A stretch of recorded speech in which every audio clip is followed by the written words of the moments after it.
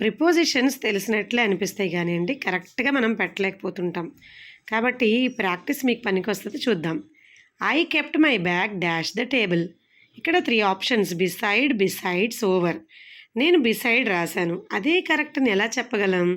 Meanings చూద్దాం ఒకసారి. Beside అంటే నెక్స్ట్ టు, పక్కన అని అర్థం. బిసైడ్స్ అంటే ఇన్ అడిషన్ టు అంటే అదనంగా.